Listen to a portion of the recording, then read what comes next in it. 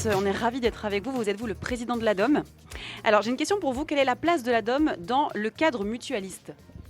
Bonjour à tous, ravi d'être avec vous. Donc l'ADOM, c'est l'association des directeurs mutualistes qui a été créée à l'égide de la FNMF, la Fédération de la Mutualité Française, pour permettre aux directeurs de se rencontrer, de partager des sujets métiers et leur permettre de faire avancer les techniques de gestion de leur mutuelle. Depuis la nouvelle gouvernance qui est en place, on a souhaité élargir l'ADOM, le champ d'intervention de l'ADOM, à la fois sur ce qu'on appelle l'interlivre, c'est-à-dire qu'on est présent dans le code de la mutualité sur les 3 livres d'intervention, livre 1, livre 2, livre 3.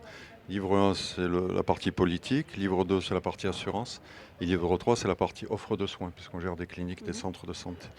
Et on a aussi ouvert sur ce qu'on appelle l'intercode, code de la mutualité traditionnellement, mais aussi le code des assurances pour les mutuelles d'assurance qui font de l'assurance de biens, et le code de la sécurité sociale pour les institutions de prévoyance. Donc on regroupe l'ensemble de la mutualité au sens large, plus large aujourd'hui même que la FNMF. Notre valeur ajoutée, c'est de traiter des sujets métiers qui permettent aux directeurs, même si les mutuelles sont concurrentes entre elles, se retrouver dans un cadre affinitaire, presque confraternel, où elles peuvent partager des sujets de place et trouver des solutions opérationnelles techniques pour leur permettre de développer leur mutuelle.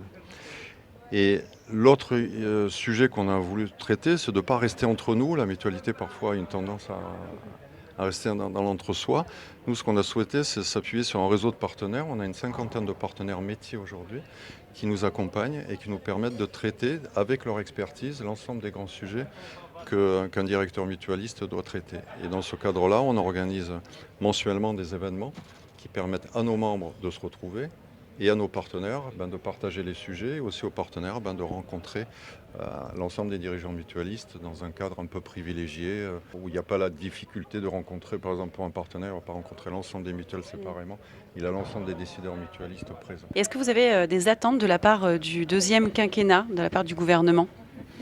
Alors, on a des attentes. La particularité de l'ADOM, c'est de ne pas traiter des sujets politiques. C'est-à-dire, dans la répartition que je vous évoquais, la mutualité française traite tous les sujets institutionnels. Nous, on ne traite que des sujets opérationnels. Et on fait très attention de ne pas mélanger les deux sujets.